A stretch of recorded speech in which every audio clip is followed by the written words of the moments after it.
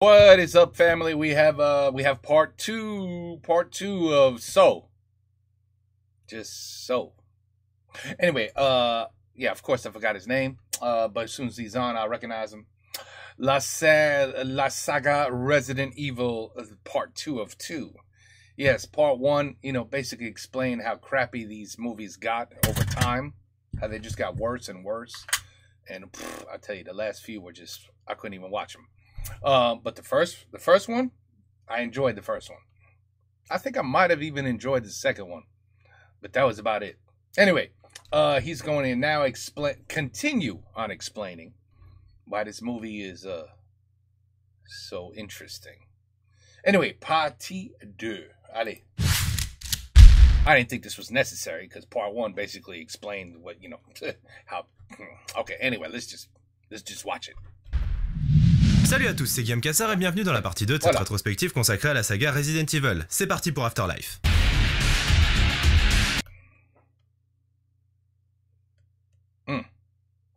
Looks like Ukraine.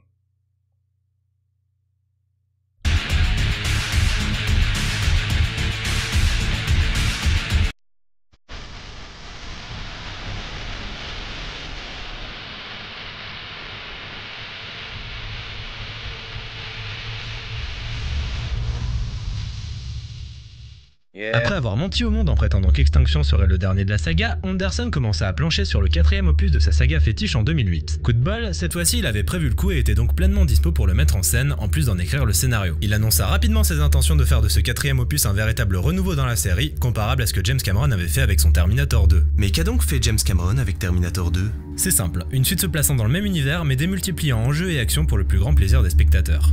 Et c'était excellent. Bigger and better. Intéressé par le système de caméra 3D mis au point par Cameron et Vince Space pour Avatar, Anderson décida de l'utiliser pour son nouveau film, ce qui lui donnerait encore plus l'allure d'un film spécial au sein de la saga. Anderson aurait donc l'occasion de s'amuser à repousser les limites du système 3D avec la subtilité qu'on lui connaît. Je blague. Anderson et la subtilité, c'est pas trop ça. Des rumeurs commençaient rapidement à courir quant à la présence du personnage de Léon S. Kennedy dans ce 4ème film, personnage bien connu des joueurs. Les bruits de couloir indiquaient également que l'acteur Jensen Ackles s'était pressenti pour l'interpréter. Et au final, non, pas de Léon, mais un Chris Redfield. Chris Redfield donc est le personnage principal du premier jeu Resident Evil. On le That was a great game. The first one. Excellent. Trouve plus tard aux côtés de sa sœur Claire dans Code Veronica, puis dans Resident Evil 5 et 6. C'est un solide gaillard aux allures de bodybuilder digne de ces héros de films d'action des années 80. C'est donc en toute logique que l'acteur Wentworth Miller est choisi pour interpréter le rôle. Wentworth Miller ? Je veux pas faire mon relou, mais c'est pas vraiment l'idée que je me fais d'un gars costaud. À ses côtés, Milla Jovovich et Ali Larter allaient empiler, mais Jason O'Mara laissa sa place à Sean Roberts dans le rôle d'Albert Wesker. Le tournage de ce Resident Evil Afterlife démarra donc en septembre 2009 et fut doté du budget le plus cher de la saga jusqu'alors, à savoir environ 60 millions de dollars. La faute à la technologie 3D avec laquelle le plan le plus simple pouvait rapidement devenir un véritable challenge. Une des caméras fut d'ailleurs détruite par Jovovich lors du tournage d'une scène d'action. Et boum, 100 000 dollars, qu'est-ce qu'il y a ? Le tournage s'acheva en décembre 2009 sans autre incident majeur et le film partit en post-production pour une sortie en septembre 2010. Profitant d'une campagne marketing principalement basée sur l'argument 3D, ouais, y a des trucs qui sortent de l'écran, t'as vu ? Le film n'eut pas grand mal à attirer le curieux avide de sensations et devint le plus gros succès de la saga, dépassant les 300 millions au box-office mondial. The only reason I watched that movie is because I had just bought a 3D LG TV. Remember when 3D was going to be huge? Oh my God, they got 3D TVs. And I got the one where you could just put the glasses on, just like in the movie theater, and boom, it's 3D. And it did have some pretty good 3D, if I recall. It did have some good 3D. But that was it. I was just showing off my TV to my friends. Like, watch this. Look, Resident Evil. No, forget the movie. It sucks. But watch what it could do to the TV. That's how I remember this movie. Nous l'indique le prologue du film, joli clip de plusieurs minutes tourné avec la fameuse caméra fantôme utilisée pour faire des super ralentis sa mère, le film prend place 4 ans après le début de l'infection. Magneto, voici un extrait de Resident Evil Extinction, 3ème volet de la saga. On sera donc d'accord pour dire qu'Extinction se déroule environ 5 ans après l'infection. Alors comment c'est possible qu'Afterlife, la suite d'Extinction, se déroule quant à lui 4 ans après l'infection ? Ça n'a aucun sens. Paul, T'as fait de la merde là.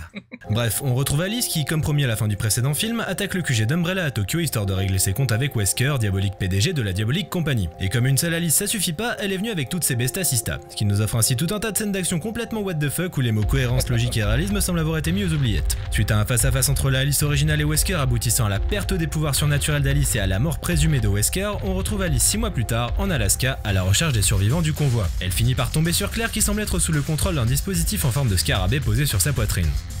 Étrange.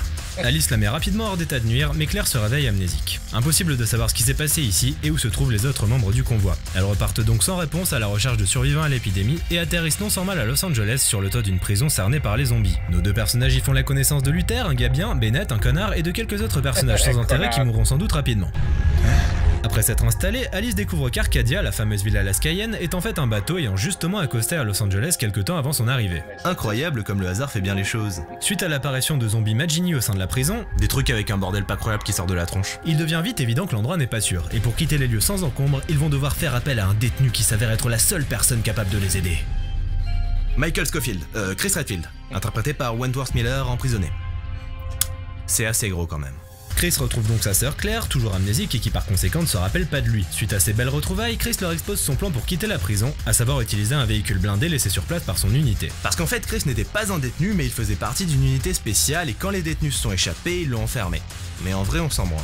Bref, le problème c'est que le véhicule n'est malheureusement pas en état de marche et qu'il faut trouver un plan B. C'est là que Bennett décide de faire son connard et d'utiliser l'avion d'Alice pour s'enfuir de son côté sur l'Arcadia. Suite à quoi les survivants n'ont d'autre choix que d'utiliser des tunnels creusés par les Magini pour quitter la prison, après avoir affronté l'Executioner, une créature qui n'a strictement rien à foutre ici, mais bon, la cohérence, tout ça...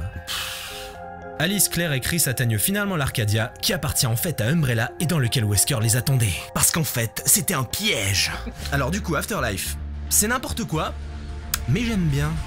Non mais c'est vrai, c'est rempli à ras-bord de moments what the fuck et on n'a jamais été aussi loin du premier film en termes de ton général. Mais ça se regarde pour peu qu'on accepte de débrancher le cerveau. Ce qui devrait pas vous poser problème, bande de débiles. Je suis méchant en ce moment. Afterlife est en réalité conçu comme une sorte de démo technique de ce qu'il est possible d'accomplir avec la technologie 3D. On sent qu'Anderson s'est amusé comme un gamin, multipliant les effets de jaillissement hors de l'écran pour le plus grand plaisir coupable des spectateurs. Il joue également beaucoup sur la profondeur, notamment lors de ce plan de l'arrivée d'Alice à Los Angeles, qui est encore aujourd'hui l'un des plans en 3D les plus impressionnants que j'ai pu voir au cinéma. En ce qui concerne les scènes d'action, c'est le même constat. C'est n'importe quoi, mais c'est agréable à l'œil, même si Anderson n'invente pas grand chose, se contentant simplement de repomper l'esthétique de Matrix ou bien des séquences tout droit sorties des jeux. He just said it perfectly. It was a pleasure for the eye. That's what this movie was. It was fun to watch the effects, the 3D, and and all the money dumped into these zombies and Executioner, and I mean they look sick. I mean you gotta admit, but the story, the story for me was dead a long time ago with this movie. Combat final contre Wesker est d'ailleurs un copier-coller plan par plan d'une cinématique de Resident Evil 5. Le résultat, un plan séquence plutôt bien foutu, mais qui n'invente rien. On pourra aussi parler de la vue de ralenti dont Anderson fait preuve dans ses scènes d'action. Alors ok, ça met en valeur la qualité de la 3D étant donné que ça nous donne le temps pour apprécier l'effet de profondeur, mais au bout d'un moment on y perd en intensité. Et une scène d'action, c'est censé être intense, pas contemplatif. Au final, le moindre choix de mise en scène est donc dicté par la 3D, le scénario ayant été écrit dans cette optique, ce qui donne au film un petit côté expérimental. Le scénario d'ailleurs. Le scénario n'est là que pour servir de prétexte à un enchaînement de scènes d'action, toute ambition narrative ayant disparu. Alice va d'un point A à un point B, puis au point C où se déroule le combat final, suivi de l'habituel cliffhanger, et hop, c'est fini. Pas de développement de personnages, pas de réelle thématique, juste de l'action, des monstres et des décors sympas. See, that was a pretty cool dog right there. On n'en apprendra pas plus sur les véritables motivations d'Umbrella ou de Wesker, bref, la saga n'avance pas point de vue narration. Niveau casting, Mila fait ce qu'elle peut mais son personnage n'est clairement pas aussi creusé que dans le film précédent, ce qui la rend plutôt monolithique. On reste loin de sa performance déplorable d'Apocalypse, mais c'est juste que le personnage est désespérément constant, aucune évolution à l'horizon. Pourtant, la perte de ses pouvoirs en début de film aurait pu être développée de façon intéressante étant donné qu'elle lui permet en quelque sorte de retrouver son humanité. Mais non. Sinon, Claire Redfield ne sert pas à grand chose, son amnésie n'ayant pas de réel impact sur le script, elle se contente d'être là. Et en ce qui concerne Chris Scofield, Miller offre une interprétation à des années-lumière du Chris des jeux vidéo, mais il parvient à rendre son personnage plutôt cool. Ça passe. Le grand méchant Wesker tient cette fois-ci un rôle plus important que dans Extinction, mais le personnage n'est pas franchement impressionnant. On dirait un mix entre Terminator et l'agent Smith, mais sans la carrure du premier, ni le charisme du second. Bref. I thought he was gonna say Matrix. Il essaie, mais ça donne pas grand chose. Au moins ses scènes d'action sont cool. Et la BO dans tout ça. Cette fois-ci, c'est au duo de compositeurs Tom and Andy de se charger de la musique. Et ils se sont plutôt bien démerdés, les petits filous. La BO est un peu à l'image du film, ultra moderne et quasi expérimentale. Certains morceaux sont assez assourdissants, mais d'autres se révèlent extrêmement agréables à écouter en dehors du film. Binoculars et Flying notamment. Bref, point de vue image et son, Afterlife est une belle réussite et ça vaut le coup d'œil en 3D, ne serait-ce que pour en prendre plein les yeux et voir à quoi pourrait ressembler le cinéma de demain selon Paul W.S. Anderson. Point de vue scénario par contre, c'est pas vraiment ça et la saga opère avec cet opus un changement de ton radical. Anderson ne s'impose plus aucune limite et y va à fond, quitte à oublier que le premier film fonctionnait avant tout grâce à un scénario qui savait ménager son suspense. Mais ça c'était avant. Les petites références à Lewis Carroll, tout ça, fini. À la fin du film, après avoir affronté Wesker et libéré tous ses prisonniers dont Marthe, Alice, Claire et Chris voient arriver toute une flopée de jets d'Umbrella menés par une Jill Valentine passée du côté obscur. Le combat ne fait que commencer. This had some really good 3D scenes too.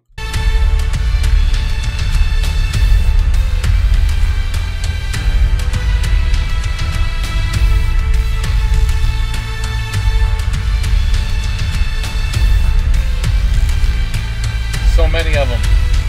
Après Afterlife, Anderson enchaîna sur cette merde appelée les Trois Mousquetaires 3D et qui fut un gros flop. Wait, don't worry, I didn't even watch that movie. Parce que c'était de la merde, vous suivez? Suite à cette parenthèse merdique, il commença donc à travailler sur la suite d'Afterlife qui ferait une nouvelle fois la part belle à la 3D. Il fut question pendant un temps de tourner cet opus en même temps qu'un éventuel 6ème film, mais l'idée fut rapidement abandonnée pour que tous les efforts soient concentrés sur le 5ème. Qu'est-ce que ça aurait été? Considérant le succès d'Afterlife, Anderson comptait repousser les limites et nous offrir le film le plus ambitieux de la saga, le décrivant comme un film global dans le sens où il allait se dérouler aux 4 coins du globe, de Tokyo à Washington en passant par Moscou. Le casting allait cette fois-ci compter sur le retour de Sienna Guillory dans le rôle de la Evil Jill tel qu'aperçu dans la scène post-générique d'Afterlife. Boris Kodjoe allait également faire son retour dans le rôle de Luther et Sean Roberts reviendrait dans le rôle de Wesker. En ce qui concerne les petits nouveaux, Lee Bingbing allait prêter ses traits à Ada Wong, Joanne Herb interpréterait quant à lui Léon S. Kennedy et Kevin Durant serait Barry Burton. Ça nous fait un paquet de personnages issus des jeux pour une fois. Mais ce n'est pas tout, car on annonça rapidement les retours de Colin Salmon, Michelle Rodriguez et Odette Fair pour ce nouveau film. Mais... No. Ils sont morts. Paul, mon très cher Paul, fais pas n'importe quoi, ok? Le tournage du film débuta donc en octobre 2011 et s'acheva en décembre, puis ce nouvel opus titré Rétribution sorti en septembre 2012. Il ne fit néanmoins pas mieux qu'Afterlife en termes de recettes, mais se plaça tout de même juste après lui dans la liste des plus gros succès de la saga. See, I think at this point people are just watching these just for the effects. No longer the storyline, just the effects. Like, hey, wanna go watch it? Yeah, I know it's stupid, but it's gonna be some cool shit that we're gonna see. So let's go. Got your 3D glasses? All right, let's go look at it.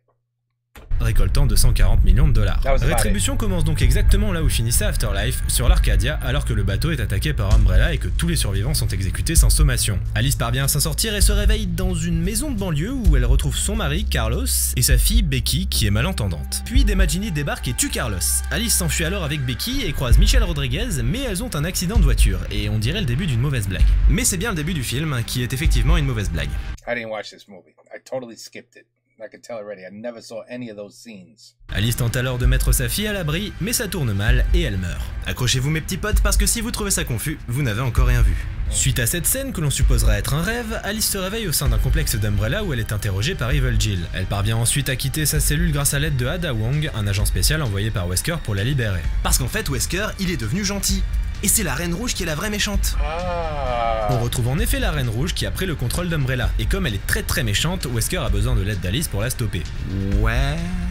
Pour aider Ada et Alice à quitter le complexe, Wesker a également envoyé une équipe composée entre autres de Luther, Léon S. Kennedy et Barry Burton. C'est vraiment un amour ce Wesker. On explique alors à Alice que ce complexe souterrain localisé en Russie est utilisé par Umbrella pour des sortes de simulations à grande échelle permettant de tester l'efficacité du virus T. La séquence où Alice protège sa fille était d'ailleurs l'une de ces simulations, ce qui veut dire qu'Umbrella utilise des clones de ses employés pour les peupler. Le reste du film consiste donc à voir Alice traverser chacune des simulations, affronter des monstres, sauver sa fille adoptive Becky et affronter Jill et Michelle Rodriguez. Voilà. Je vous le fais rapidement parce que ça vaut pas le coup de tout raconter. Ce film est un immense bordel. Avec Rétribution, Anderson a décidé de continuer à ne s'imposer aucune limite. Seulement avance à passer parce qu'on restait dans un cadre assez simple. Comme je le disais, un personnage va d'un point à un point B, etc. Ici, Anderson a cherché à complexifier le tout en ajoutant ces histoires de clones complètement porte-nawak et en oubliant de donner un sens à tout ça. C'est confus, mais confus. Et dès le début, on part sur du what the fuck en plus. C'est rare. L'intro du film, l'attaque de l'Arcadia, est entièrement jouée à l'envers. Alors c'est sympa, visuellement assez original, mais... Pourquoi tu fais ça, Paul? Quelle est ton intention artistique? Dans un film, tout doit avoir un sens, tu peux pas mettre une séquence à l'envers juste parce que ça a l'air cool, putain. Sans oublier les personnages qui retournent leur veste sans que ça n'ait de sens. Wesker qui devient un allié d'Alice alors qu'il cherchait à tout prix à la tuer dans Afterlife, pas crédible. Surtout qu'Afterlife se passe quelques jours plus tôt, quoi. On sent qu'Anderson a cherché à faire quelque chose d'un peu plus original que d'habitude, mais le truc c'est qu'il manque clairement de talent. Les dialogues sont navrants, certaines séquences sont à la limite de la parodie, les acteurs sont nazes, l'esthétique est ultra kitsch. Bref, là pour le coup on se trouve vraiment face à un gros nanar. Les précédents Resident Evil avaient un minimum de qualité qui les empêchait de tomber dans cette catégorie de purs mauvais films, mais Rétribution, lui, n'a pas de qualité. Bon, on va essayer d'en trouver une ou deux quand même. Il y a peut-être, derrière ce fourre-tout minable sans queue ni tête, une certaine intention artistique de la part d'Anderson. Toutes ces simulations peuplées de clones visités par les personnages nous ramènent en effet à la base de Resident Evil, à savoir le jeu vidéo. Rétribution se poserait donc comme l'épisode de la saga qui cherche à se réapproprier les codes du jeu vidéo, en faisant évoluer ses personnages à travers différents niveaux dans lesquels ils doivent affronter des monstres. Et c'est une idée intéressante, mais mal exploitée. Vous inquiétez pas. See, I would have just watched just for that scene right there, because the scene looked good. The movie's a disaster, but the scenes are cool, so you watch it. That's why these movies made money. Ça reste de la merde. Mis à part ça, que dire? La musique de nouveau signée Tom and Andy ne propose cette fois-ci rien d'extraordinaire à part un thème sympa joué pendant l'intro. Sinon, c'est du recyclage de la BO précédente, mais en moins bien. Faut dire aussi qu'ils font ce qu'ils peuvent avec ce qu'ils ont, les pauvres. Les personnages sont sous-exploités et ceux issus des jeux n'ont droit à aucun traitement particulier, ce qui est assez dommage parce que bon, Léon S. Kennedy, Ada Wong et Barry Burton sont quand même des figures iconiques des jeux vidéo, c'est donc un assez gros gâchis. Et en ce qui concerne les revenants de la saga, comme Carlos Ewan, c'est plus de la figuration qu'autre chose. Quant au retour de Jill Valentine au sein de la saga, toujours interprétée par Sienna Guillory, le personnage étant contrôlé par Umbrella, elle se contente d'être aussi monolithique que Wesker pendant 99% du film. Déception là aussi donc. On pourra également mentionner le fait qu'on n'ait aucune nouvelle de Chris et Claire, ce qui constitue un nouveau plot hole au sein de la saga. Et puis cette sous-intrigue avec la fausse fille d'Alice. Anderson, décidément très fan de James Cameron, tente de rendre hommage à Aliens en essayant de mettre en place une pseudo-relation mère-fille entre Alice et Becky, qui la prend pour sa vraie mère. Ce qui nous renvoie bien sûr à la magnifique relation entre Ripley et Newt dans Aliens. Le truc, c'est que ça prend pas, c'est juste terriblement forcé et ça n'apporte rien à l'intrigue. Rétribution est donc clairement un immense ratage. Autant je pouvais défendre les autres, autant celui-là c'est juste pas possible. Rien ne vient le sauver du naufrage. Rien. Ce film est une merde qui, au lieu de faire avancer la saga, rend le tout encore plus confus et incohérent. C'est une prouesse. À la fin, Alice parvient à s'échapper et, accompagné de Léon, Ada, Jill et Becky, rejoint Wesker qui a établi son QG à la Maison Blanche. Il en profite pour faire sa pute et lui rendre les pouvoirs qu'il lui avait enlevés dans le film précédent et lui annonce que la dernière bataille pour l'humanité est sur le point d'avoir lieu, chose qui nous est confirmée alors qu'un long travelling arrière nous montre une horde de zombies et de monstres sur le point d'attaquer la Maison Blanche. On verra donc cette bataille épique dans l'épisode suivant, qui devrait être le dernier. Enfin, ça serait une bonne idée en tout cas. Yeah, you got that right. Alright, they made another one, huh? Let's see if I ever saw this one. This one I might have seen just to watch it. I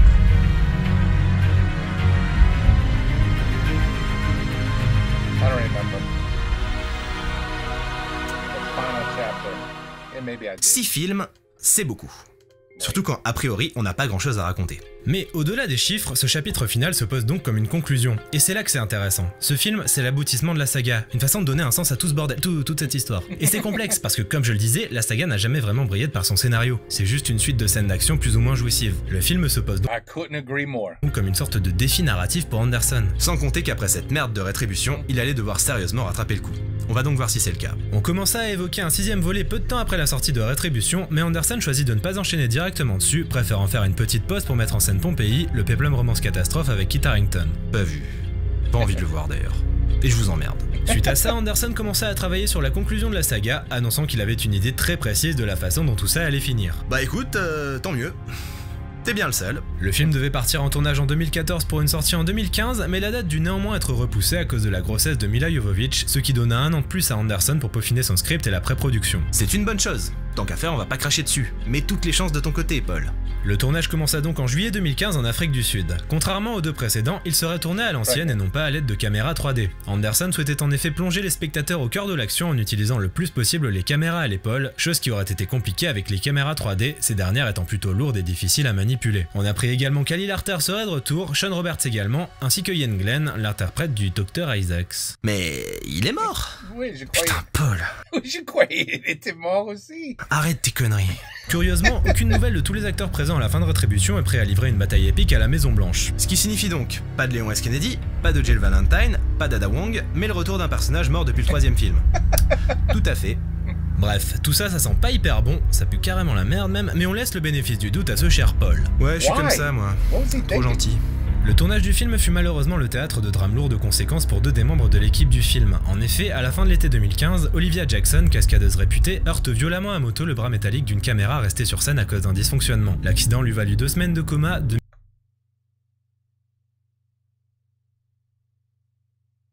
Wow, I didn't know that. Let me see what happened. Comme ça, moi. Trop gentil.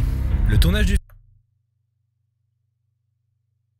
film fut malheureusement le théâtre de drames lourds de conséquences pour 2 des membres de l'équipe du film. En effet, à la fin de l'été 2015, Olivia Jackson, cascadeuse réputée, heurte violemment à moto le bras métallique d'une caméra restée sur scène à cause d'un dysfonctionnement. L'accident lui valut 2 semaines de coma, de multiples blessures et une amputation du bras gauche. Puis, début 2015, Ricardo Cornelius, un membre de l'équipe, fut écrasé par un Hummer ayant basculé de la plateforme à hauteur où il était stationné. Et quand on voit ça, on est en droit de se demander comment ils ont géré la sécurité sur le tournage de ce film. Le tournage difficile s'acheva donc en décembre 2015, ce qui laissa 1 an pour la post-production et la conversion du film en 3D. Il sortit finalement au Japon le 23 décembre 2016, puis aux États-Unis le 27 janvier. Comme les précédents, il reçut des critiques désastreuses. Mais comme je me sentais warrior, j'ai décidé d'aller le voir quand même et d'emmener 2 potes avec moi. Spécial dédicace, et encore désolé les gars. Resident Evil 6 commence donc par un petit rappel des faits. Et dès le début, c'est un bordel monstrueux. Déjà, on nous offre une toute nouvelle origine au virus T. Normal. Le virus n'aurait en effet pas été créé par le Dr Ashford pour soigner sa fille comme on nous l'a expliqué dans Apocalypse, mais aurait été conçu par le Dr Marcus, fondateur d'Umbrella, pour soigner sa fille. Tu peux pas chier à la gueule de tous les éléments scénaristiques déjà établis, Paul. Établis par toi-même, je te rappelle. Je veux dire, ce serait déjà naze que tu contredises quelqu'un d'autre. Mais là, tu te contredis de toi-même. Tu te rends compte, t'as même pas le respect de toi-même.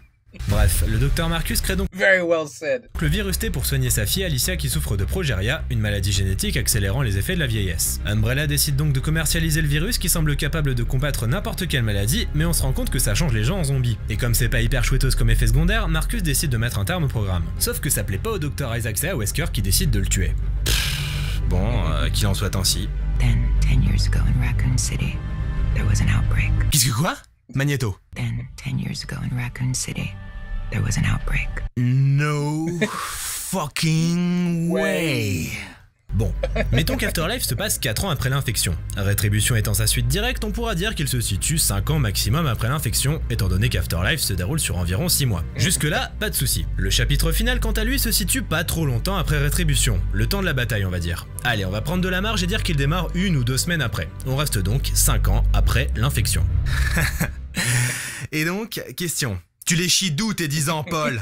Suite à ce flashback qui détruit le peu de cohérence globale qu'il restait à la saga, on retrouve Alice après la bataille de Washington. Après. I didn't realize he made so many mistakes, Paul. Ce qui signifie que la grosse bataille épique teasée à la fin de Rétribution, bah on la verra pas. Bien. On apprend qu'elle a été trahie par Wesker qui a laissé tout le monde pour mort. Donc le méchant devenu gentil est redevenu méchant. Voilà. Ok. Alice finit par intercepter un message de la Reine Rouge qui semble devenue bienveillante depuis la fin du dernier film. Donc la gentille méchante devenue complètement méchante est devenue gentille?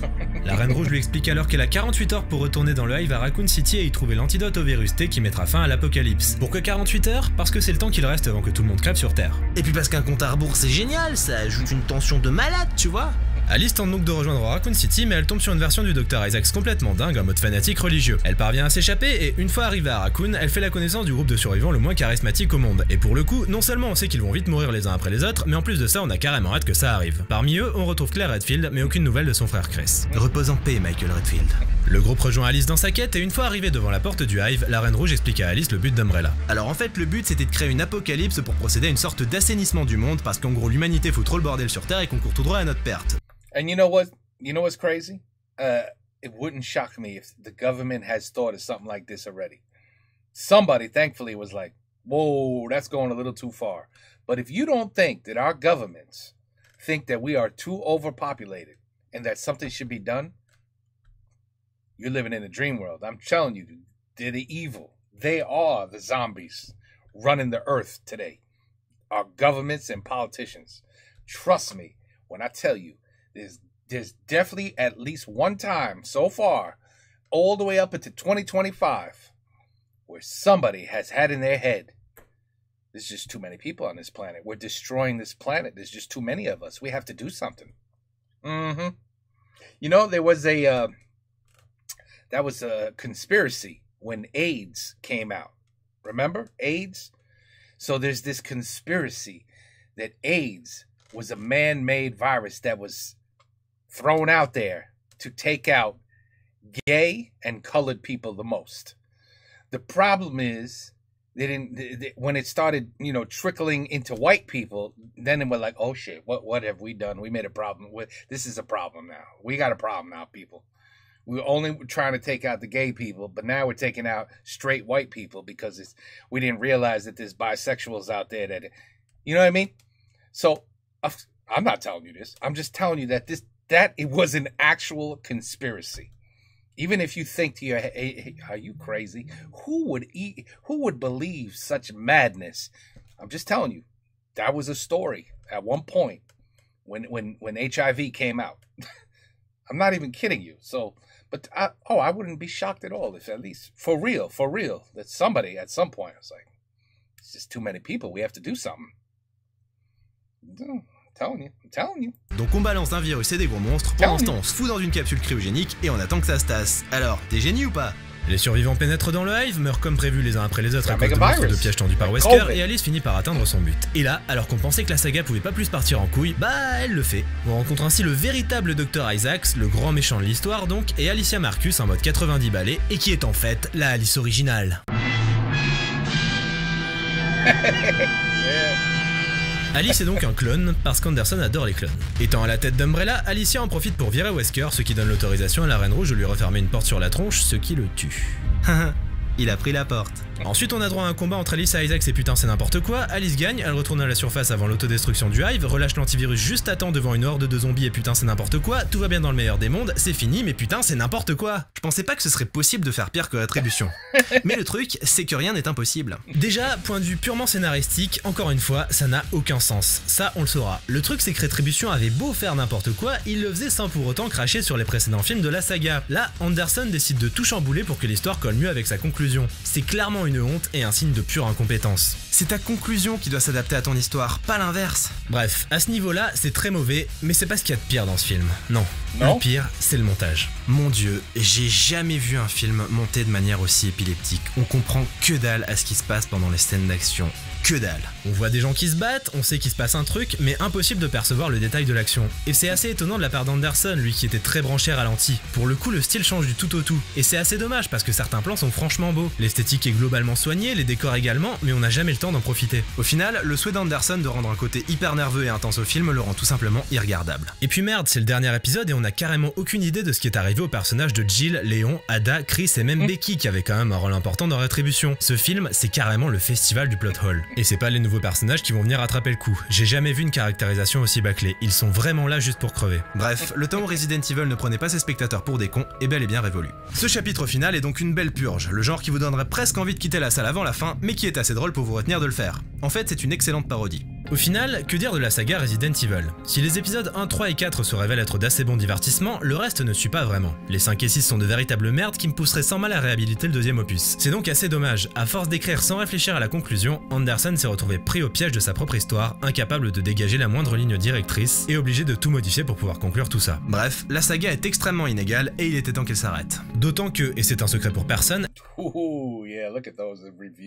elle est détestée par énormément de monde. Les critiques n'ont jamais été tendres avec elle, pas plus que les fans du jeu vidéo ou les cinéphiles. Bref, elle se traîne une sale réputation malgré le fait qu'elle ait tout de même rapporté plus d'1 milliard de dollars au box-office mondial. C'est fou, non? Les fans du jeu ont d'ailleurs souvent pointé du doigt le manque de respect aux matériaux de base. Pourquoi ne pas se contenter de suivre les scénarios des jeux? Pourquoi Alice en perso principal et pas Jill Valentine? Parce que... Déjà, faire d'Alice le personnage principal fait sens, car justement, on ne la connaît pas, et ça permet d'instaurer un suspense quant à ses véritables intentions dans le premier film. Ensuite, en ce qui concerne le scénario, effectivement, à partir d'Extinction, on s'éloigne considérablement de la saga vidéoludique. Mais franchement, on reste dans le même délire nanardesque. Les scénarios des jeux Resident Evil sont nazes.